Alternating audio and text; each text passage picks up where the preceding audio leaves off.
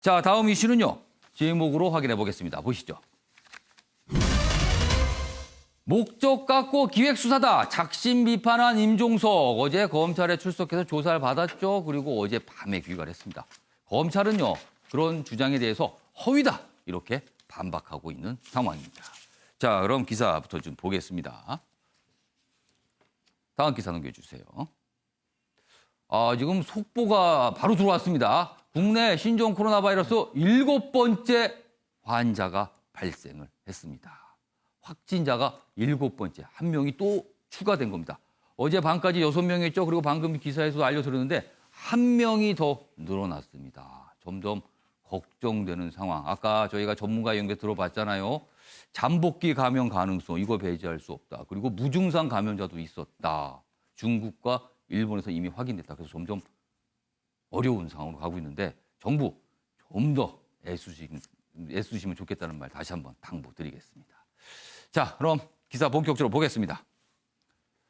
입증 못하면 책임질 건가? 포토라인에서 검찰 작심 비판한 임종석, 이렇게 기사 제목이 돼 있습니다. 선거 개입 피의자 신분으로 어제 출석했습니다. 출석하면서 여러 가지 얘기를 많이 내놨는데요. 분명한 목적 갖고 기획생 수사다. 검찰은 권한을 절제해서 써야 된다. 이런 훈계성 발언도 했습니다. 여기 보시면 최광우 기소 쿠데타 발언 이어 청와대 전 현직들이 검찰 향해 맹비난을 했다. 이렇게 한국일보는 의미 부여를 좀 하고 있습니다. 자, 관련 기사 하나 더 확인하겠습니다. 다음입니다. 임종석 목적 갖고 기획수사다. 검찰 허위 주장 반박. 이렇게 돼 있습니다. 여기 보면은 검찰 하명수사 선거 개입 의혹 조사인데요. 청와대 핵심 관여 여부 집중 조사다. 이렇게 돼 있고요. 여기 보시면 여기 좀 잡아주세요. 검찰의 입장을 검찰 관계자가 설명한 게 있어요. 임종석 전 비서실장이 어제 그런 주장에 대해서 반박을 한 거죠. 여기 보면 11월까지 추가 자료를 확보한 뒤 대검이 사안의 중대성과 관할 등을 고려해 서울중앙지검에서 수사하도록 한 것인데 이를 기획수사인 양 허위 주장을 폈다. 이렇게 검찰은 반발하고 있는 겁니다. 어제 임종석 전 실장의 주장 중에 여태 뭐하다가 지금 와서 왜 이러나 이런 취지의 발언이 있었거든요. 그래서 그거에 대한 반박이 이렇게 소개돼 있습니다. 자, 그럼 여기서요. 관련 영상부터 확인해 보겠습니다. 모든 질문에 성실하게 설명을 드렸습니다. 대체로 언론에 보도된 내용을 반복적으로 확인하는 과정이었고요. 특별히 새로운 내용은 없었습니다. 네, 검찰 측에서 선거 개입 관련 증거를 제시한 게 있습니까? 아까 제가 말씀드린 것처럼 특별히 새로운 거는 보지 못했습니다. 그 송철호 시장한테 그 출마를 권유한 사실이 있는지 그런 의혹에 대해서는 입장이 여전히 같으신 입장이죠? 그렇습니다. 윤동호 전 최고위원에게 경선 출마 포기하게 한 그런 것에 대해서도 설명해 주시죠. 그런 사실이 없기 때문에 분명하게 설명을 잘 했습니다. 네. 혹시 네. 이종근 평론가. 네. 지금 영상은 어제 조사를 다 마치고 어젯밤 9시를 좀 넘긴 시간에 네. 나오는 모습이었습니다. 그런데요, 출석을 받으러 오전에 어제 한 10시 정도였습니다. 그때 들어갈 때 참 많은 얘기를 했는데 검찰에 대한 맹비난이었습니다. 기획수사다. 그리고 검찰이 절제 있게 권한을 행사하지 이게 뭐 하는 짓이냐. 그리고 입증 책임 있는가. 이렇게까지 얘기를 했습니다. 네. 분명히 의도가 있을 거예요. 그렇습니다. 들어갈 때와 나올 때 모습이 달랐습니다. 들어갈 때는 굉장히 맹비난을 했고 예. 나왔을 때는 성실하게 답변을 드렸다라고 표현을 했습니다. 저는 두 번째 나왔을 때 어떤 느낌이 좀 달랐던 것이 예.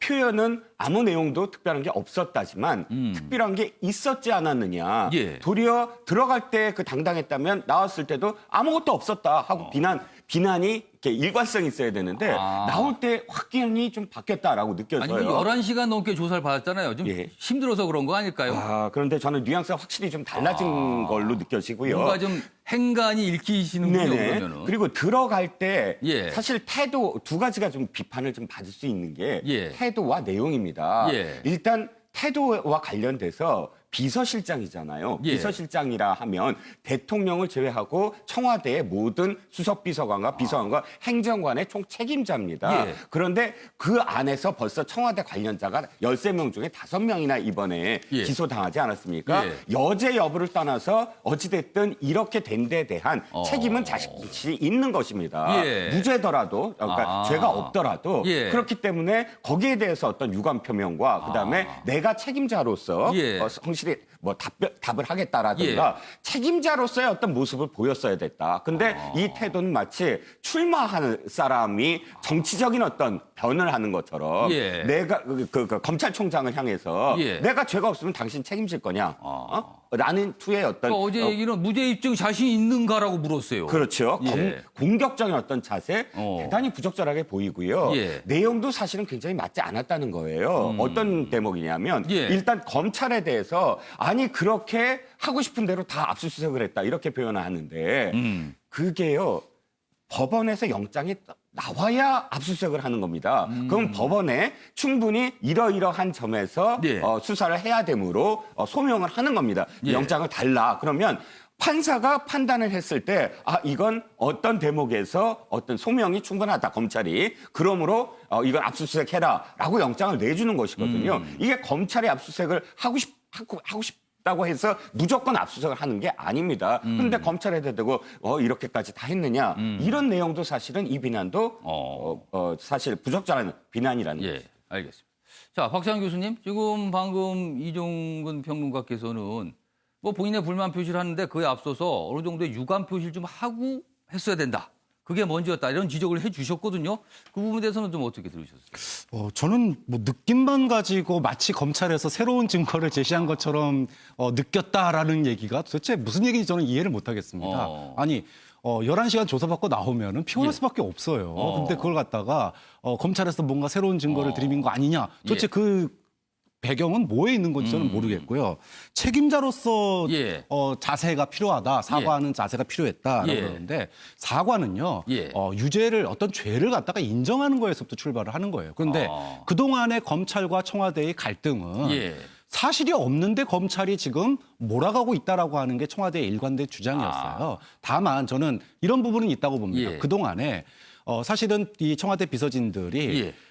사실 출두 안 했잖아요. 예. 그러니까 좀 출두해서 예. 적극적으로 자신들이 안 했으면 안 했다라고 얘기를 했으면 좋겠는데 마치 뭔가 캥기는 것처럼 뭐가 있어서 예. 감추는 것처럼 출두를 안 했는데 예. 지금 임종석 전 실장의 이런 그 출두 모습, 공개적인 출두 예. 모습은 좀 전략이 바뀐 게 아니냐. 국민들이 봤을 때 그게 굉장히 안 좋게 보인다라고 하는 거를 예. 이제 선거를 앞두고 좀 느낀 것 같아요. 좀 그런 점에서. 그러니까 소극적으로 자꾸 뭔가 회피하는 듯한 모습을 그렇죠. 보여준다는 게. 회피가 아니라 예. 가서 할 말은 다 하고 그러면서 또 비판할 거는 비판하고 예. 이렇게 좀 더 공세적인 그런 대응으로 전환한 게 아니겠느냐 이렇게 평가를 합니다. 자, 요 얘기 좀 이어가 보겠습니다. 최인정 변호사.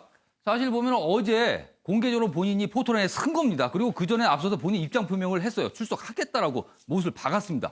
어떻게 보면은 굉장히 공개 행보를 하는 거거든요. 검찰 조사와 관련해서 이유가 있을 것 같은데요. 출두가 아니고 출마다 뭐 이런 얘기가 그래서 나오는 것 출마요? 같은데요. 사실 얼마 전 같은 경우에는 이른바 정계 은퇴를 해서 통일운동에 매진하겠다 예. 이렇게 했었는데 최근에 이제 그 민주당의 어떤 정책과 관련되는 그 TV 방송 1호 타자로 나온 걸 보면서 예. 정계에 컴백하는 것이 아니냐 하는 그런 얘기를 했었었는데 좀 더 강하게 본인의 임팩트를 주기 위한 어떤 나름대로의 연출이었다라는 정치적 해석이 충분히 가능할 것 같습니다. 예. 그런데 정치적으로 저렇게 얘기할 수 있습니다. 그렇지만 본인이 얘기하듯이 법적인 그 허들을 넘을 수 있는지는 별개인 것이죠.